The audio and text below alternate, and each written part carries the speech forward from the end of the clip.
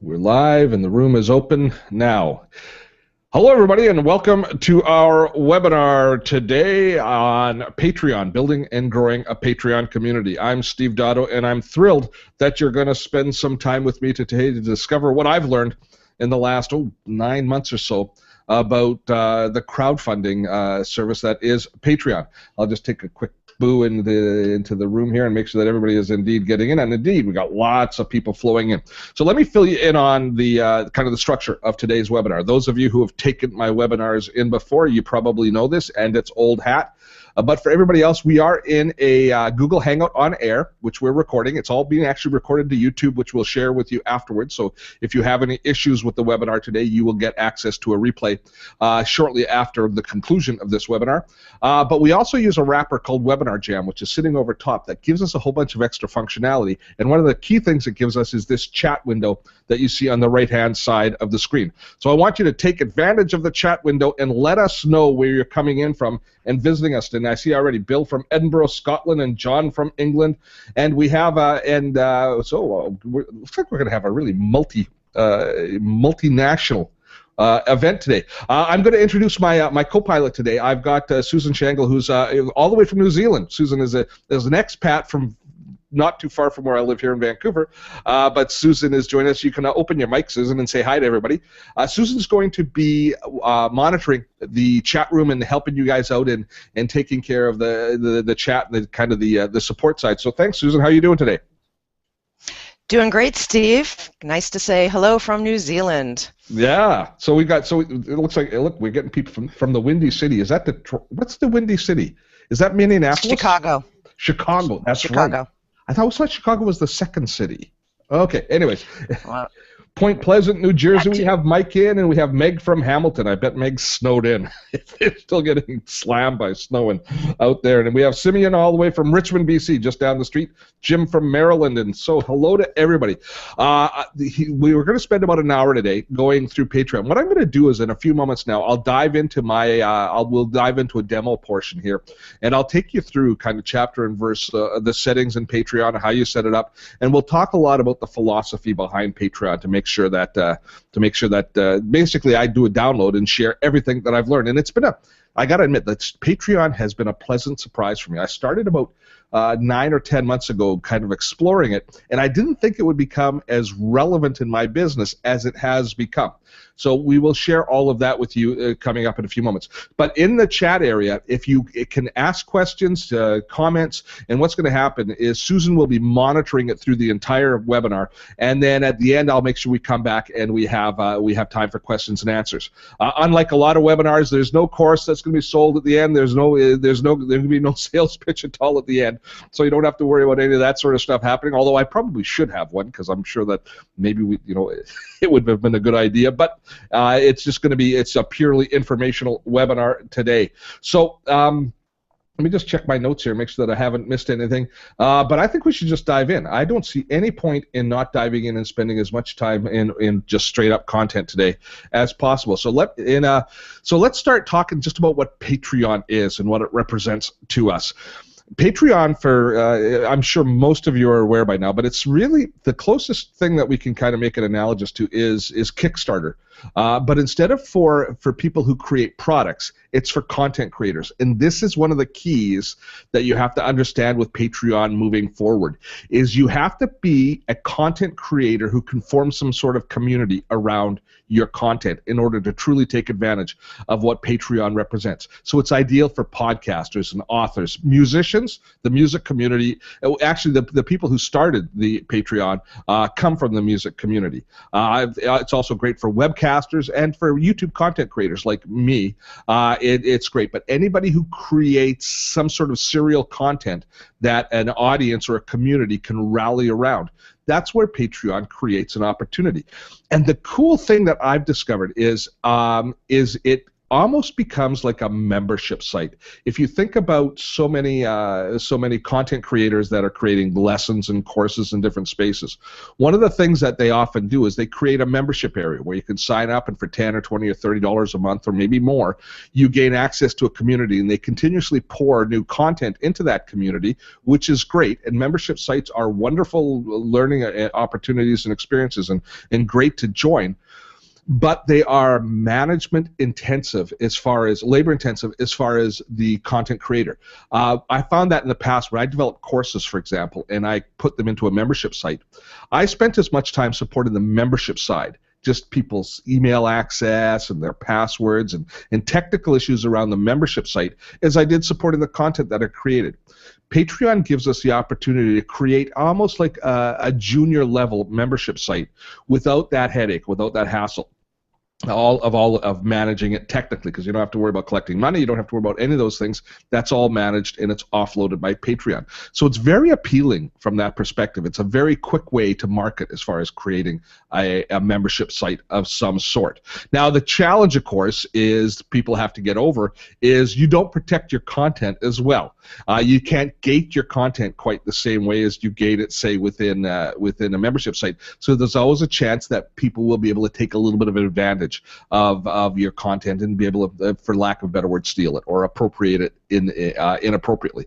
I will talk a lot about the philosophy, how I look at that a little bit later on in the webinar. But for the most part, I just choose to look ahead rather than look back, and I try not to worry too much about if there's a small amount of leakage of my content, because I'm more concerned about the people that are actually going to be part of my community moving ahead than the few that want to take advantage. But what say we just start a little bit of a screen share here, and we get off my face and we get into instead taking a look at what's happening with Patreon. So I'm going to share my screen here, and let's dive into the actual structure and talk to you a little bit about, let me find it, there it is, and talk to you a little bit about what Patreon is all about in the structure.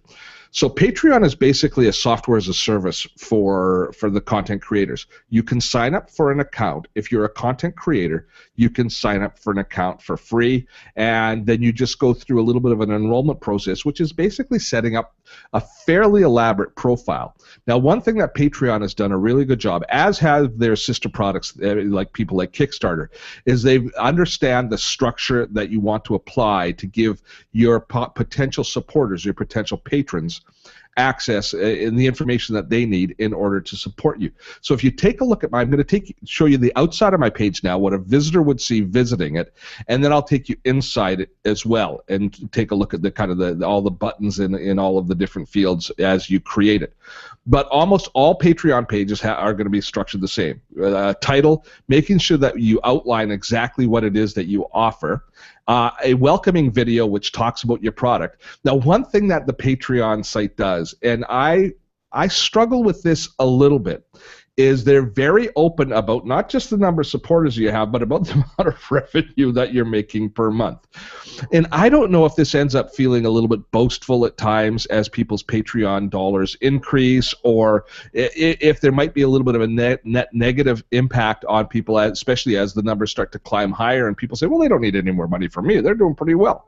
So that's one thing that I still kind of am coming to terms with, is the perhaps a little bit oversharing of revenue. But it's nice to know that it's successful. There is also an aspect of social proof to this. People coming to this, it's like coming to a Facebook page where you see lots of likes. Seeing a reasonable number of patrons committing a reasonable amount of money tells you that probably that content creator is creating something of value. So it creates social proof. And we'll talk about that a little bit more as we move ahead, and we talk about if you are thinking about setting up, some of the things you should be doing in your first steps to set up. Beneath the video, then you've got down the left-hand side. If you think about the structure of what a supporter gets from Patreon, there's two different types of benefit that they get from Patreon. They get access to whatever content you're offering your patrons, which is number one. That's kind of under the benefits of the rewards, or I call them perks. They call them rewards. But there's also community goals, which are these milestone goals that content creators set up. They say, you know what, if I can reach this much in revenue, then I can start to create this kind of content, this kind of additional content. Now, this is a difficult thing to come up with a concise and accurate, and in some cases even honest evaluation of what you're going to put in here. I found as I was putting this together, I was thinking, well, what can I do if I reach this revenue level? And as I'm reading through it, and I was preparing for this, I read through it, I said, holy cow, did I actually promise to do a daily live show if I hit $12,000 per month?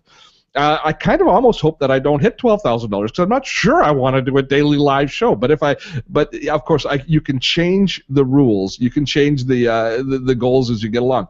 But what it does for your community is it tells your community that you are that they can expect that their money is going to be spent creating more of the content that they want and that they're enjoying and that they find compelling. So that's the next thing that we see here is the milestone goals. Then in the center of the screen, you've got a description of your product, description of what your service is, and then the exciting part down at the bottom is the rewards. And people always scroll down to see what they get for the amount of money that they're going to contribute to you. Now, I've got my Patreon campaign set up as a monthly contribution, but depending on the type of content you have, you can also make it a serial contribution. Musicians often put forward, X dollars per song or per CD. Cartoonists will do per episode of their art, of their cartoon. So you can make this a piecework or a time-based pledge. So I've set it up as monthly. Now, one of the other things that you do as you're setting it up is you're going to go, and I find this with a lot of neophyte Patreon, what do you call a Patreon person? Patreon creators, content creators, that'd be the term, is they tend to overdo this, and you start, as you're creating your initial pledges, which I'll show you the process in a moment. As you're creating your initial reward levels, is people often kind of come up with the kind of weird ass stuff to offer. I think offering less but making it more earnest is a good idea here. And if anybody is starting out, before they ever put their first perks in place, they should take a real close look at what other people are doing and get a good idea for what's working and what's not. Because one of the mistakes that I would say I made is I set up too many levels when I first started it. But we'll talk a lot more about my story, kind of the voyage of discovery that I made on Patreon. But when I started it, I didn't really have a sense of what value I was going to be able to offer my community to make it unique. But there's a moment of discovery that's really helped me in my process, which I'll talk about in a few moments. So that's basically the structure of the page itself, of the Patreon page. And one of the nice things about it is it looks good. I think it looks great. The colors are well thought out. Personally, I've got orange and stuff in my logo and stuff, so it ends up looking that much better. You actually have quite a bit of control over these areas here to do HTML coding to make it look a little bit better. But it's got a nice polished feel. So even if you're a neophyte, your page, if you follow through their creation process, is going to look good. And let's take a look at what's involved in that process right now. So I'm just diving into the editing process, and this is what you will be met with when you first sign up. Is you have these 4 different prime areas that you're going to fill in information, and they're going to take the content from those fields, and they're going to use it to assemble your page and to assemble your offering. So obviously your name, what you're creating, how you're going to get it paid. I've got mine set up as a monthly campaign, and then choosing your categories so that people searching can find you. Patreon does offer a bit of a search capability, and they offer, if you just visit Patreon, they have recommended content creators or featured content creators. I don't know whether or not that you're going to get anybody from that sort of a organic discovery process. I think most of the people that have come to my Patreon page have come because they have found us on YouTube, been following us in our newsletter, that my own marketing activities have brought most of my patrons. I'd be very surprised if any of them came organically through Patreon, but it's having it articulated here is certainly it's better to have it than not, I guess. Then choosing a really good photo, they give you specific details. 714 by 402 pixels. So one thing I like about Patreon, a lot of the cases, is they're very specific in the things that are going to work and how you set things up. So they give you some good feedback there. create a one-liner, kind of your elevator pitch. So I just chose Talking Tech for over 20 years. So you can, and of course you can go in and you can edit any of those at any time. Once you kind of set that first step up, then is your Patreon page. And this is something you will spend time on. This includes your video and your welcoming video, and they give you some best practices here, and they show you some clips of other people who have done good quality videos. So I created a video when I first started. I haven't changed it out yet, but that's one of the next things that I'm going to do. I realized that there were some things that I have changed in how I view Patreon that I want to articulate now in my video, and so it's obviously something that you can change out. You can share it on YouTube or Vimeo or other video sharing platforms. So I just hosted mine on YouTube and just pasted in the URL, and it resolves through to the page itself. Then your description, and I've rewritten this several times, and I'll probably rewrite it several more times, but this is basically your, to a certain extent, your call to action and your pledge to your community. What are you going to do? How are you going to support your community? And what do you want your community to look like? And this is the word that I will come back to over and over again: community. Patreon is a real community, and it's a really unique feel. I got to tell you, the first time when people started coming to my Patreon feed and saying, Steve, I'm going to give you $5 a month. I'm going to give you $10 a month. The affirmation, I kind of almost got emotional, because it was people saying that I enjoy your content, I value what you're giving me in my life, and I'm willing, because they don't have to. Most of my stuff is available for free. Now, I've found some areas that I can make the perks more worthwhile, but when I started, basically it was just early access to my videos, and so there wasn't an awful lot of additional value at the beginning of my Patreon campaign, but people were saying, I watch all your videos, they help me, and I want to just give you a little bit of support back. So even at the $1 a month, I just was like, it was a great day. Every day was a great day, because all of a sudden I was getting one or two more people saying that they valued me enough to fill in their credit card information. So it's pretty empowering from that perspective. So this is your promise more or less back to your community. What are you going to do for them is on your Patreon page. Then comes the fun part, setting up your goals and the rewards. And this is where you can get off the bandwagon or get off the beaten track pretty quickly. So in the goals, as you can see, it's just fields you fill in. Once you reach this dollar level, you are going to do this. And in my old office, I had a picture that some people hated over my shoulder in the main shot before I started using the green screen. So I said at $500, I'm going to remove the picture from my shot, and it will not return. And it has not returned. It's sitting, actually, where is it? It's over on a wall that can't be seen anymore. You can kind of have fun with these, or you can be a little bit more serious. At the $5,000 level, I'm going to reinstitute a podcast or a weekly show. I used to do a radio show that would give me a podcast every week. When I stopped doing the real radio show, I stopped doing the podcast, but I know a lot of people like it.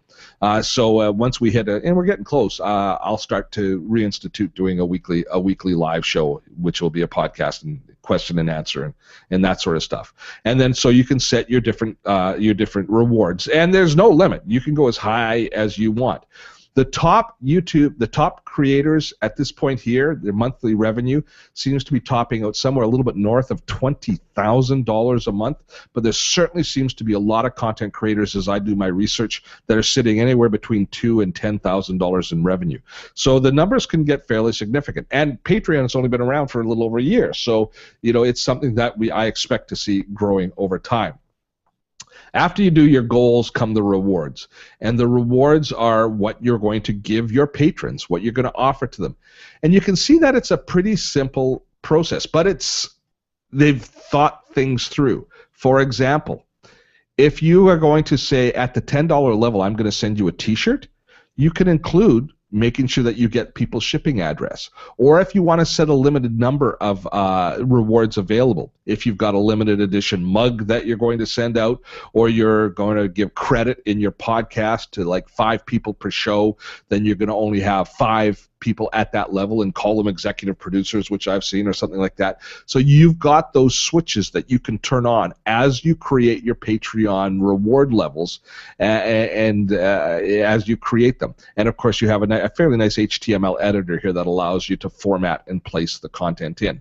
So I spent quite a bit of time when I first created my rewards, and I've changed them since. So I'm going to take a little kind of a sidebar here and talk to you about finding value in your rewards, because at the end of the day, what you're going to give your community is going to be is going to have a direct relationship with what they're going to be willing to give back to you, or how likely they are going to step on board. So when I created my account off the top, I gave early access to my videos. I did things like, if you were at $25, I would do a weekly Skype call with you, or a monthly Skype call where I answer your questions. So I was kind of doing quasi coaching, but it's not really my core business. So there was little interest, I would say, in those sorts of benefits.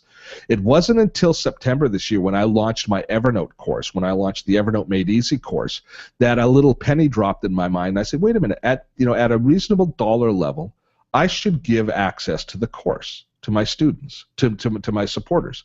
And so I added the Evernote Made Easy course at the $10 level, and boom, things took off. When I did that, I had been doing Patreon for maybe 6 months, and I was right around $1,000 a month in revenue, or in support from Patreon. Since I added this course level, this has been the $10 level has been by far my most popular patronage level, and it's grown to around 200 people, I think, are at that level now.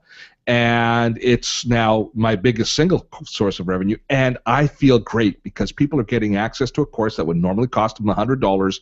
They're getting access to it for $10 a month, and I made the commitment to them that all courses in our productivity space are going to be made available to them as I create them. So I created Task Apps Made Easy with my partner Mike Vardy in that particular case. So the people that are at the $10 level, they then get the Task Apps Made Easy course as well. So now they're getting, $200 worth of courses for their $10 a month. we're just in the early stages of developing a paperless office course around Evernote again, which I'm creating with Brooks Duncan, and that's going to be available as well. So they're not going to have to pay more, but I'm going to keep pouring additional value into that $10 patronage. The cool thing is, if you think about as you're building a business model, anybody new that discovers us, say 6 months from now, when they look at the $10 level, they're going to see 3 courses in there that they can gain access to. Now, the negative side of that is they could sign up, the way that it's structured right now, they could theoretically sign up, they could download all the courses or get access to all the courses. As soon as the courses have been delivered to them, they could cancel their patronage, and they would have basically been able to get away with, almost stealing the courses. This is something that a lot of people are concerned about, and it's it's a reasonable concern. But here's my philosophy on that. I'll just continue doing a sidebar with my philosophy on that. Anybody who's going to do that isn't really a community member. They're a taker, and they're not going to be part of my community anyways. So even though I've lost something to them that maybe I could have sold to them, I don't really want an ongoing relationship with them. So if they're gone, they're gone, and I'll just concentrate on building a relationship and building a community of people that are going to be honorable and respectful, and the sorts of people that I'm going to want to continue having a relationship with moving forward. And if the odd bad apple jumps on, takes advantage, and then leaves, well, I'm certainly not going to lose sleep about it, and I'm not going to. One thing that I refuse to do is to set up systems that penalize those who are supportive, those who are honorable, by closing them off and limiting what they're doing and testing them and those sorts of things for the few bad apples. So I just consider it cost of business. It's the way I look at it, and choose not to spend my cycles and my energy in that negative space, but instead work in a positive space, if you want to kind of be all new age about it. But that's my philosophy moving ahead. And you can determine whether or not you're comfortable with that sort of thing yourself as you create your values. Now, I was able to, and I won't spend much more time on how I'm doing things, but I've set other tiered levels because I have content around growing your YouTube channel and social media marketing and webcasting. So I've set them up at a different reward level as we move ahead. So when I kind of figured out and saw the opportunity for including my courses in the patronage, all of a sudden Patreon started to take off for me to the point where I firmly believe that by the end of this year, it'll be my single largest revenue source. Now, am I leaving some money on the table? I mean, I'm giving away, say, a course that I could sell for $200 or $300, and people are getting that for $20 a month of support if they stay with me. Sure, I am. There's a good potential that you are leaving money on the table, but you're also creating an ongoing trusted revenue stream. One of the challenges content creators have, people who create courses, is there's a feast and famine rhythm to their business. Is they are either in content creation mode where they're building a new course, or they're in product launch mode where they're trying to launch and trying to create some inertia behind that product and sell it, or they're in sales and support mode, but they're constantly, they don't have, their revenue goes up and down dramatically based on what cycle they're in their business. This is a tremendous leveling factor. It evens things out. So even though I might, I could have maybe sold a couple hundred courses and made more money from the patrons that are all at the $10 level, the fact that there's nearly 200 people sitting there at $10 a month is the same as if I was to sell, say, 20 courses a month without doing anything now, because that's going to happen every month and it's going to grow. So for me, that the leveling of the ups and downs has been something that I appreciate, and it just, for me, it's made my life a little less dramatic. There's a little less drama in it as I go ahead. So that's the content creation space, or the creation space as you launch your page and you put it together. You know what I'm going to do is I'm going to ask Susan. I'm going to keep it on this page, but Susan, if you want to pop in just in case there's any questions or what's going on in the chat room right now, before I move on to the next part. Everyone seems pretty fascinated with what's going on, and we do have a good question from Mike, who mentioned he's thinking about starting a Kickstarter campaign, and how would you suggest that Patreon might interact with that? Well, Kickstarter is, of course, ideal for anybody that's creating a product. If you're creating a widget or a gizmo or a gadget or even a piece of software, whereas Patreon is really more about ongoing content creation of some form or another. So I think that they're probably fairly exclusive, even though they work in the same way of crowdfunding and building a community around it to rally around your offering. If you're building an actual physical product that's going to be shipped, that you want support on, that's kind of a one-off purchase, that's where Kickstarter is so strong, whereas Patreon is ongoing. I'm hoping that my patrons in Patreon are with me for years to come, whereas Kickstarter, there's going to be, you're going to have a build, launch, and then start over again cycle sort of thing happening with that sort of a campaign. I hope that answered that question. Good. What am I going to talk about next? I have to just take a look at my notes, make sure that I'm going through stuff. So here you get to see all my notes. First time I've delivered this webinar, so I've got so many notes. Let's dive in and just take a look at a couple of, as you're preparing, if you're thinking about launching, and actually that's a good question. So if you have the ability to jump in and create a poll, I should have created a poll that says, who is thinking of why are they interested? Are they thinking about creating a Patreon campaign? Are you more interested from something that you're going to create your own Patreon campaign and build support, or more interested from a supporter's perspective of just kind of learning about it? Maybe you can figure out a really good question in that space there. I've just offloaded all sorts of responsibility to poor Sue. Let's just jump in and take a look at a few of the success stories that we can see online. And so I just did a quick buzz through to see, kind of who some of the top supported channels are, or content creators. And this one called The Comedy Button, which is basically a comedy show. They've got over 6,300 patrons to the tune of something north of $20,000 a month. But they're a whole group that puts out a weekly comedy show, or a serial comedy show, and they've got a long description of the stuff that they do. But once we get down into their actual support, we see that lots of people are at the $1 a month, which is just basically at a thank you level. And then we see as they go up to the $2 a month, they add people's name into a song once a week, or once per episode that they do, is they start rolling people's name into the song. So they've got lots of little bits of money, 2, 3, 4, and they've itemized their pledges as micro as that. There's a difference between what you get at $4 and what you get at $5. So they've very micromanaged their pledges, but it works for them. Personally, I think that the less number of levels that you have, the better off you're going to be, at least in the early days. But these guys are obviously a sophisticated channel with a huge, huge following. This one here is I wanted to talk about a podcaster. And Tom Merritt is really the person that his podcast is what got me thinking about Patreon in the first place, as well as a friend of mine, John Beeler, mentioned it to me. He'd come back and he'd met the founder, and I guess his friends with the founder. He said I should look at it back when I was doing my radio show. John mentioned it to me. But what got me seriously considering actually spending the time and energy to discover what was going on with it was Tom Merritt, who has long-term been a podcaster on all things tech. And he left Leo Laporte's fold in order to start his own thing. And look what he's done. He does a daily, now he works his butt off. He does a daily tech show. He actually does several other podcasts as well. But he's up to 4,800 patrons, as to the tune of $15,000 a month. So he's doing very well with it. This is supporting his enterprise, I am sure. But the interesting thing about Tom is he's made, look at his levels of support. 3 levels. That's it. $1, $5, and $10. That's it. He's kept it incredibly simple and incredibly clean. Do you remember when we were looking at the comedy page, how long that page was, how I scrolled down? Tom's page is boom, boom, down to that, and that's all that there is to it. But his followers are legion. There's over 4,800, as I say right now, that follow him, and he continues to just bang it out, to produce great content each and every day that people that are interested in what's happening in the tech universe are addicted to.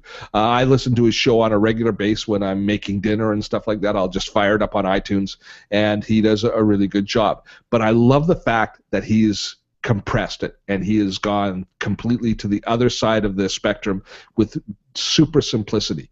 Very low dollars, very few perk levels, and he doesn't have a lot of responsibilities to give back as perks. He just says, thanks so much. I'm going to keep on doing great content that you like. For the most part, he's not finding additional incentives. And that's the one thing to think about, is if you need too many fantastic perks, you've got to wonder whether or not your content is actually building the community itself. So for me, the perks came out of the courses, which is a big part of my content, and it's a different avenue to market to a large extent for that. But I still have to make sure that I continue producing all of my YouTube content on an ongoing basis. So Tom is very similar in that space, where he's saying, if you appreciate my ongoing content, in his case a podcast instead of YouTube content, then by supporting me on my channel, you ensure that my content is going to continue to be delivered. And this creates a really interesting type of relationship. Unlike a membership site, or if you purchase a course off me, I have a whole different feeling to my Patreon supporters than I do towards my customers. I mean, I appreciate my customers, but there's a more of a collaborative feel with your supporters on Patreon. So one of the things that I make sure that I do is, the very first thing that I check every morning is, if I see an email message coming in from my Patreon community, I reply to that immediately, because those are, for lack of better terms, your super fans. Those are the people who are really willing to help you carry the ball downfield.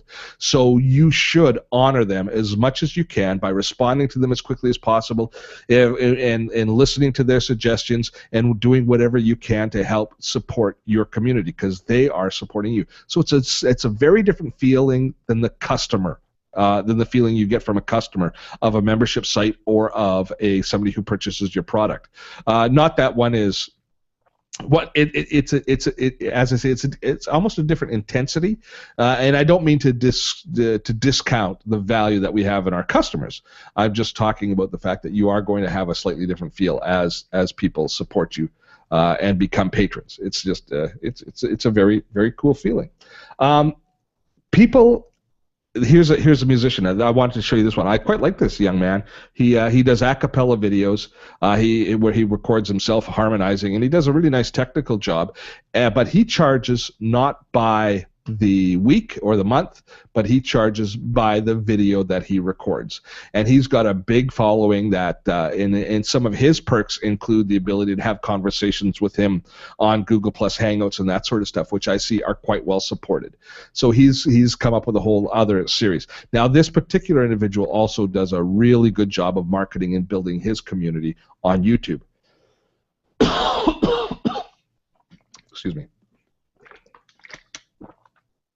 So I noticed him actually first on YouTube and then came and looked for him on Patreon. But there's lots of people in the space. And I wanted to talk about one other person who I found. And let's just go back to her main account here because I was looking into it. There we go. And she's it's the cow that got me going. Somebody hugging a cow as their profile picture, you just have to think is awesome. But here's somebody who's got, she's a vegan author, speaker. So she's building a community around her belief system, and it looks like it's being very, very well supported. But here's something that I wanted to show you because I think this is a place that she might be making a little bit of, not necessarily a mistake, but you can definitely up your game.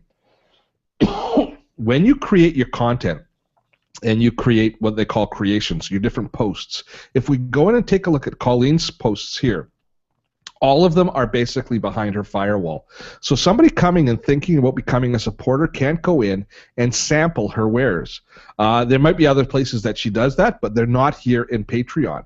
If we go back to my account, let me just go back to my account here and go out. Let me show you what it looks like if you're inside. So here's all of my creations. So this is from the author's perspective, but it's very similar view to if you were a supporter. But you can see each of these posts. This is my Patreon feed. So this is where you deliver your product to your audience. And you see, it's very kind of Facebook-like as far as different posts. But you see this little badge here in the top corner?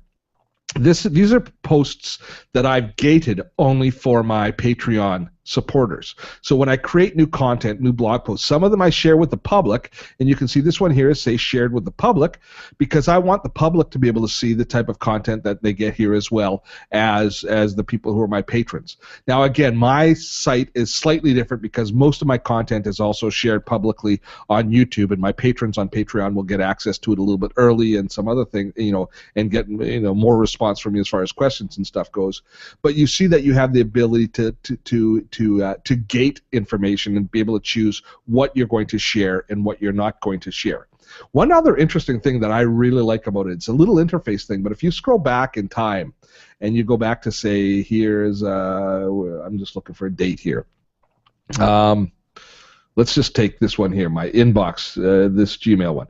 If I click on that, that was done in November, so that's done 2 months ago now. But if I click on that actual post, something very cool happens. At least I think it's very cool from my perspective. I'm just going to pause that. There we go. Is here, if you can, I'm not sure you can see it, but it tells you what your support was like at that particular point. So there's 21 new patrons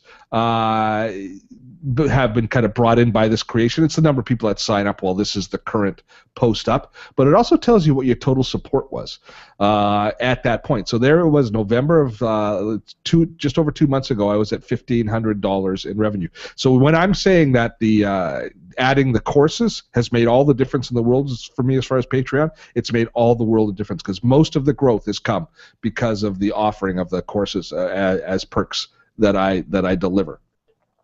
So that is a kind of a look at the back end of Patreon. Let me just before I go back and stop the screen share, make sure that I've covered everything that I want to. I'm just going to take a look at my notes here for a sec, because the rest of the stuff I think I can talk to you about as we enter into more of a question and answer session here.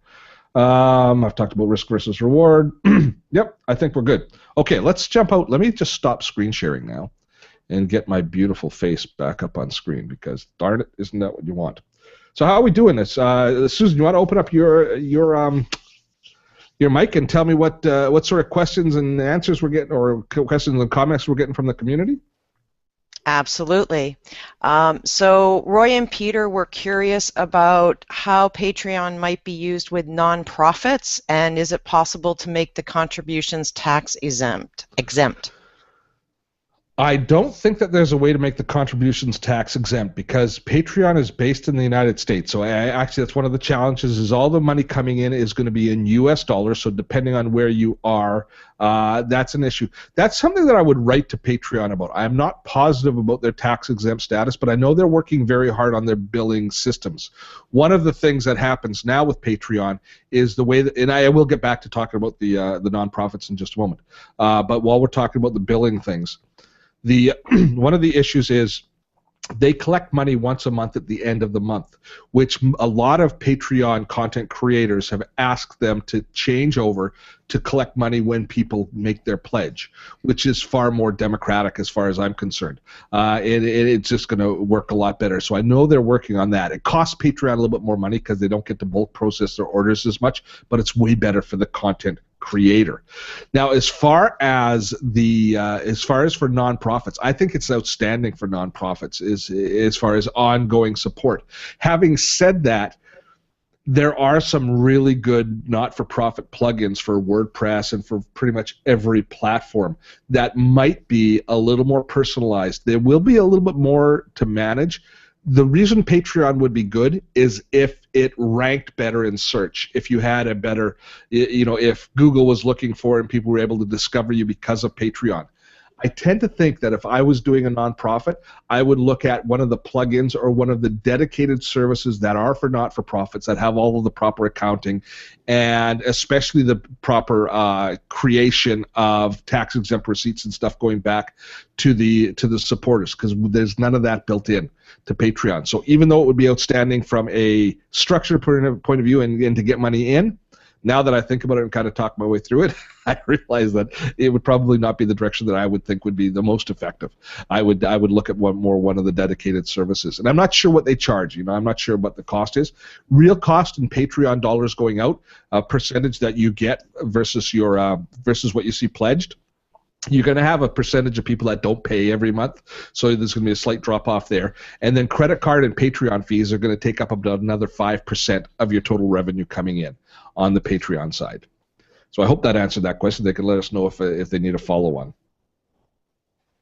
That's great. Okay, next. Good. We have another question here from Lori. Can you speak more about your thoughts of using Patreon instead of a membership site for access to courses? I know you mentioned in the beginning that there was a lot less overhead, but maybe you have some more insight into using one or the other, or maybe both together. And I do use both together myself, so I can speak from my perspective of it it's not it's kind of a limited experience. But what I've done with my Patreon content is I've modified my heavier courses slightly for Patreon. So here was my thought process.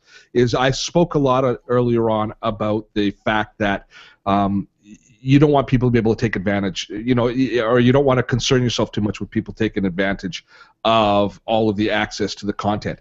And one of my challenges downstream is knowing who's still a patron in the future. So what I've done with all of my courses is as I build my courses, I build all my courses, for those of you who follow me a lot, you know that I use Evernote a lot. So the low-level courses, the $10 level support courses, are all built in Evernote anyways, and they're designed to be sent out as an email autoresponder. So when people sign up, they get onto that email list, and they're sent all of the course content in the order that they're supposed to receive it. What I'm doing for my higher level courses, for the ones around YouTube and webinar development and that sort of stuff, is I'm still building my membership area, but I'm only giving people access to that membership area who actually purchase the course as a straight up course purchase. For my patrons, what I'm doing is I've encapsulated those courses, and I've taken all of the same content, and I've built it as an email autoresponder sequence.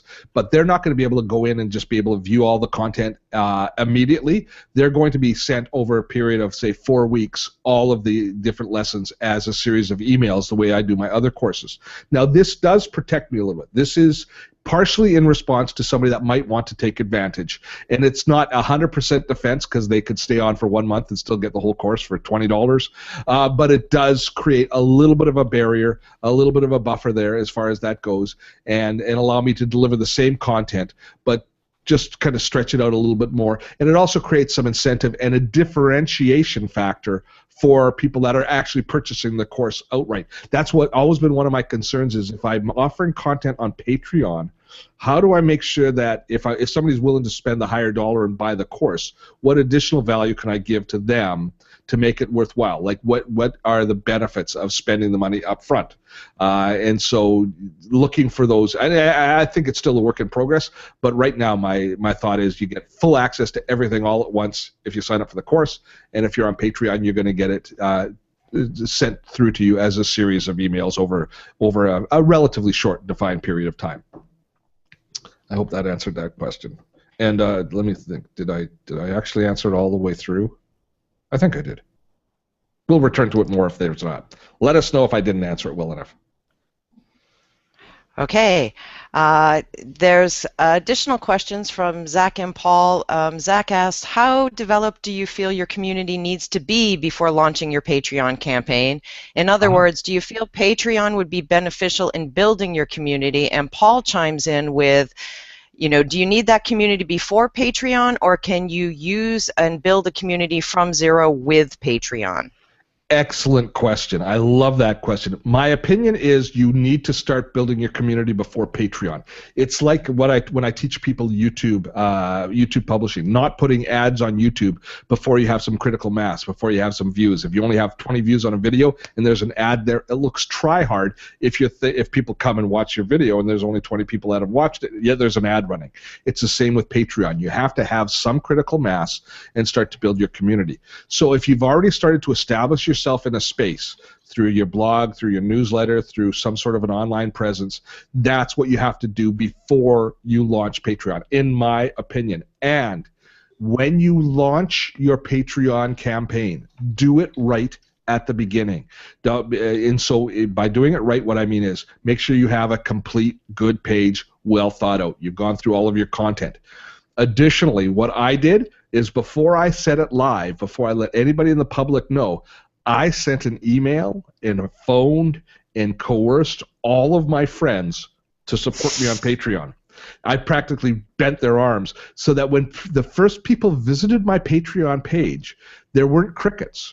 There was, I think, 30 people to the tune of $230 or so in sponsorship there already. So they didn't feel like they were first in. So there was a little bit of momentum. It's social proof, no different than the social proof that we need on Facebook or in Twitter. You're not going to follow somebody with the same, you're not going to say, oh, this is a must-follow person who has 25 followers.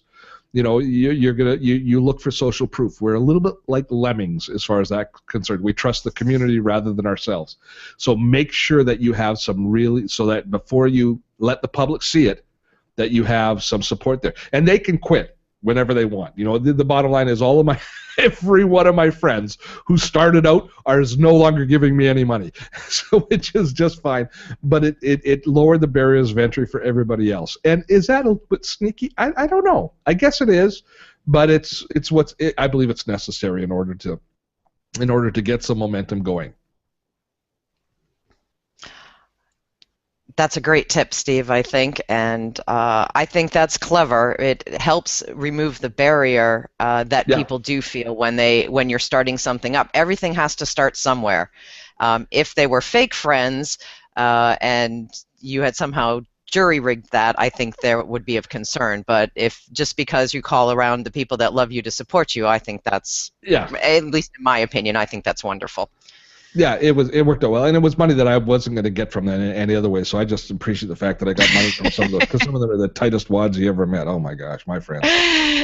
And I'm sure over the years you've probably given them a bit of technical advice or help. They're not shy to ask for that. That's for sure. Exactly. We've got a great question here from Ruslan working on how do you integrate your commitment to Patreon into the freemium YouTube content? How does one benefit the other? And that was one of my, when I started Patreon, one of my biggest concerns was finding where the real value was that I could offer my community.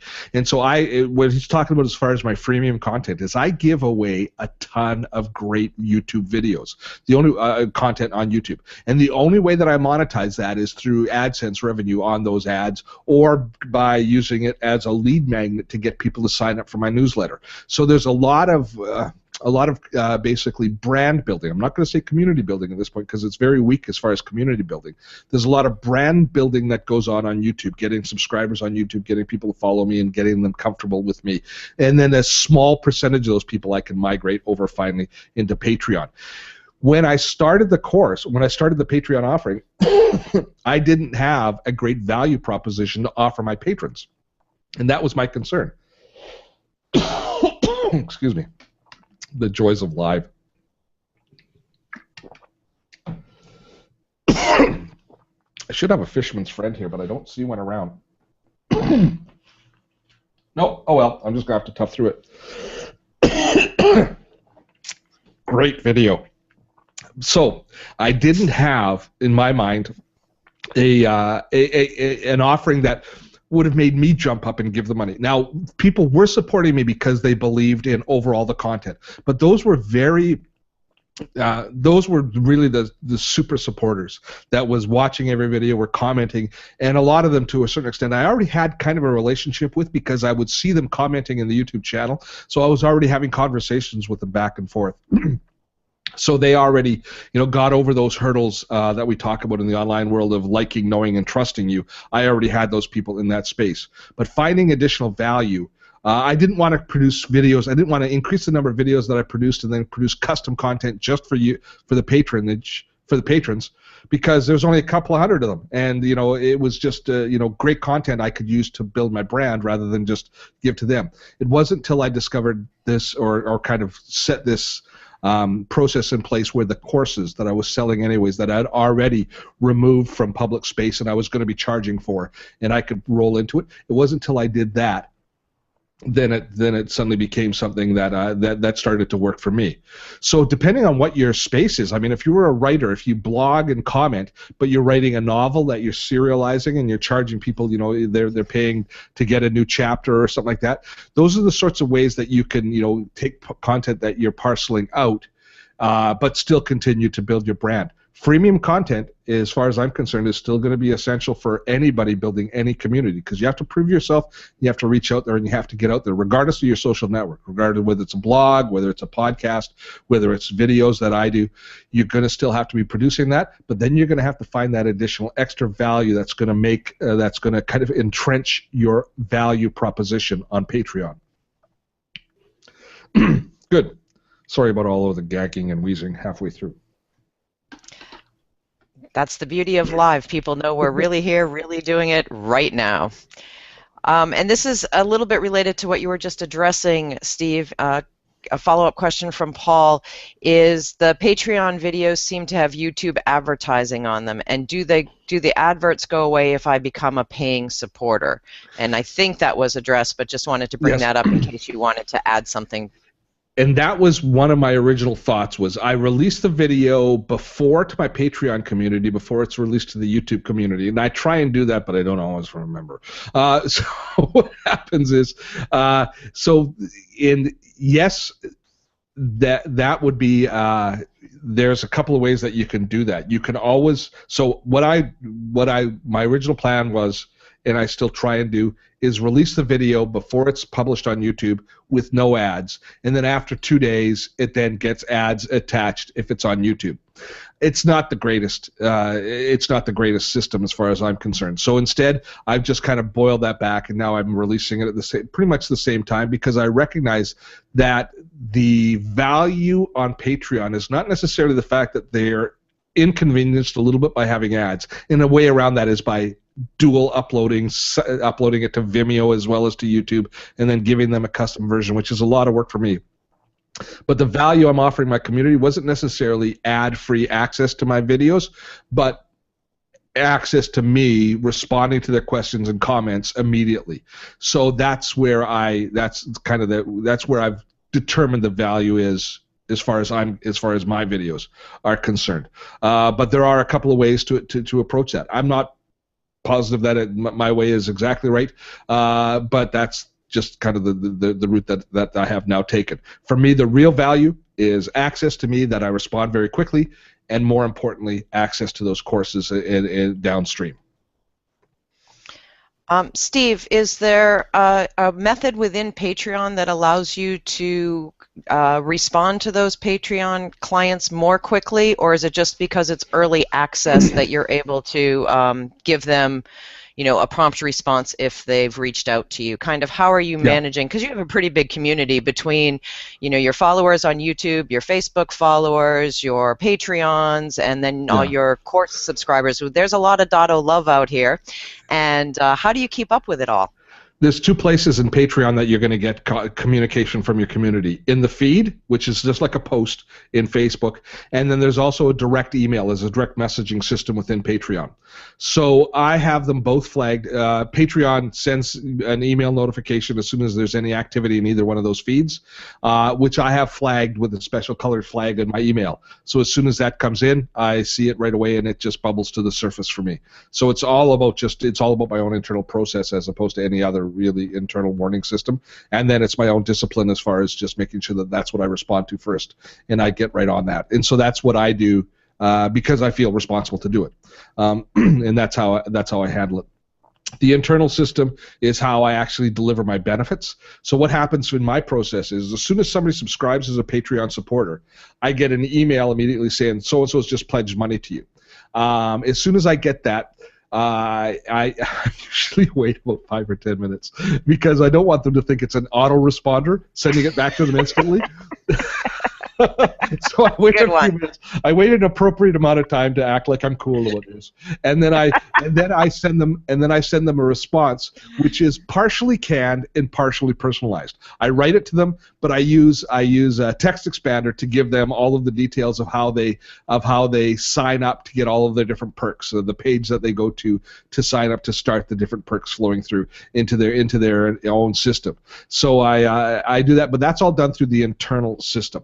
And then when people post publicly, I typically speak. Sometimes I'll respond to them privately, especially if there's something that I don't really want to share with the whole community. But for the most part, I just respond back the same way you would in Facebook or Google+. It just becomes a community type thing. But it's all of those emails, all of those posts are being flagged to me, and I've got alert systems to let me know that they're coming in. And that's how I manage mine. Fabulous. Thanks for that insight. Natalie is curious about how much content one should have before they go live on Patreon. What do we need to get started? What would you recommend? That's like how long is a piece of string? That's a good question, but I think that you're going to have to determine where the value is and whether you feel there's real value to your community. Don't look at the Patreon campaign as I need money coming back and I need it to support me. Look at the Patreon campaign, if you can, look at it through the lens of your supporter. Is how much value are you going to give them? At what point are they going to be then happy to start contributing to you? So, if you look through that lens, if you were looking at your body of work that you're offering to people, would that be something that you would be happy to support if you were in their shoes? So I'm thinking that, for the most part, most Patreon offerings are fairly mature. The ones that I think are going to be successful are fairly mature. Now, having said that, you can be pulling content. Isn't that funny? It's dry here. You can be pulling content that you've been creating over a period of time that you might not necessarily think goes into Patreon. For example, you might have written an ebook that you're selling. That's content that you can flow in. Even though it's still selling on Amazon or you're still selling in other places, you can look at that and say, you know what, that's a great perk that I can add. That suddenly becomes a piece of content. It doesn't necessarily have to be a blog post or something new that you're just creating. You can look at your library of assets that you physically have as far as your own brand is concerned, and you can pick and choose what you're going to roll in at the different levels. So you might have more content than you think in order to offer right at the beginning. think you bring up a great point, Steve. There's a difference between content that we have and looking at it from the value that we can deliver. And what I loved when I came to sign up for your Patreon page is one of my benefits is I get a hug next time I see you in person. And so that's value, you know, and it added there was something about that made me feel really connected and really, I think, helped drive the decision. Of course, the Evernote course helped as well, but to drive the decision, I just love that benefit, and it's you, and it's real, and it's not, a hug is not a piece of content. So I just toss that out there as for people that are looking for Patreon, following Steve's model and thinking about it that way would probably set you up in a good frame of mind. It's interesting that when I put that in, it was sort of tongue-in-cheek, but it's not as well. I wanted people to know how much I appreciated it, and so I just kind of put in this hug thing, and that you get that with the different sponsorship levels. And I have to tell you, it's actually happened. I've been at a conference and had somebody walk up to me and said, "I want my hug." What? So like, and then I realized what they're talking about, and okay, yeah, I give them the hug. But it just shows people need to understand the connection that happens is that word community. And I don't mean to get all maudlin and all, about it, but it is a different feeling of relationship than we have in other social platforms because of this quid pro quo. I try and articulate this, and I'm not sure I can do a great job of explaining it, but people support you for what you've done in anticipation of what you're going to do. So even though they get their perks and their benefits of the content that you've created that you're offering them as a perk, their real support is to say, yes, keep on giving me more of this because this is what I want to have flowing down the pipes. Otherwise, they could just buy content. You could just be selling content. So it's all about that support, that ongoing support. And you should be engaging your community with big ears at that point there, because these are the people that are really willing to support you. And so what they're saying to you, the questions that they're asking are the relevant questions that really give you a roadmap for future content. So that's something that's a little bit of a different perspective as well, is the fact that understand that you're being paid for what you're sort of being, they're being rewarded with what you've done in the past, but you're being supported for what you're going to do in the future. And one last question, I think, based on the time to wrap it up. Yeah, Ken asks, what's the exit route from Patreon if it doesn't work for you? Wow. I don't know. I haven't thought of it. What a great question. And that's why I wanted to end on that one. I thought I'd try to stump you. Well, in Patreon, you can download your entire list of contacts. So you own, unlike some other services, Facebook, you actually own your list of contacts. So at any time, I can go into my Patreon supporters profiles, not profiles, excuse me, into my accounting back end of Patreon, and I can download a list of all of my supporters, how much money they've given, how much they're sponsoring each month, etc. So I can download all of that information. I can't download their credit card information, but I can download their email address, their name, how long they've been a supporter, how much money they've actually contributed. So I have all of that information available to me at any time. So your exit strategy is you pull everybody off of Patreon if you're going to shut down your account, and then you reach out to them through your own email autoresponder and you tell them where you're going. And there are going to be some options. YouTube is going to have a similar product. Patreon at this point here is a good partner to have. But if I didn't have that ability to be able to download my users, I probably would be a lot less secure in it moving forward. But they are quite transparent as far as that's concerned. So you do have a backdoor out of it if you need to. And with that, I think what I'll explain everything. Thanks. First of all, before we wrap things up with Susan, I need to thank Susan. Susan, have you made a bunch of new friends? Yes, I have. Thanks, everyone. I really enjoyed chatting with you. And Steve, the poll results were 86% of the people that came to join us today are interested in setting up an account. So I'm sure that this was really useful for them. And I'm going to, for anyone that enjoyed chatting with me, I'm going to toss my Google Plus link. Feel free to come over and say hi. I spend most of my time on that particular network. And so anyone who wants to know more about me can come over and say hi to me by following that link. Oh, good. Look at that. I didn't even see. I'm just looking in the chat for the first time, and I'm looking at who's there. I see Patrick Novotny, my good friend. Patrick's got an awesome YouTube channel where he teaches people how to tie bow ties, and he's got like 30,000 followers on YouTube. He's doing just great. And I see a bunch of others. That's great. So hi, Patrick. Just want to say, have a quick shout out. And to talk about Susan, Susan has become one of my go-to people as far as coaching me through what's happening in the world of Google+. So if you're wanting to learn a lot more about what's happening in the Google+ universe and you're confused about it like most of us are, Susan's a great source to go to learn about what's going on excuse me, in that particular space. Now, just to let you know what's going to happen, I'm going to shut down the feed here, but I'll stick around and chat for a few minutes in case there's any last questions. About an hour or so after this webinar, you will get an email from me. I don't think I went through any resources that I need to send out, so the email is just going to be basically a replay link from the webinar, as well as a link to my Patreon page if you want to drop by and have a look at that, just for example, just so you can see how it's done if you happen to be interested. And I hope that you've enjoyed it. Drop us a note. Don't be shy. If there are other topics that you want to hear more about, please let me know. And if you want to know more about Patreon, I've kind of downloaded pretty much everything that I know, but perhaps we could do another webinar at some point where we would bring on maybe an expert even from Patreon itself, and they can talk us through some of the other things. It'll be good to have perspective from others on this topic as well. I think the next webinar that you can expect from me is I'm working on one of two. You can let me know which one you want to know. Is either one on screencasting or another one on webinars. I've got them both kind of.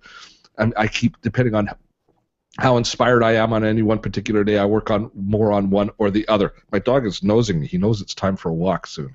Steve, I'm putting up a quick poll question. If anyone, so it was screencasting or webinars. Yeah. So if people that are still on want to just jump over and just 1 second, it'll be there. Would love to get your feedback, folks, so that Steve knows where to go next. So Indeed. Just use the polls. Just use the polls tab. It's the tab right next to the chat at the top of your screen, and love to hear from you.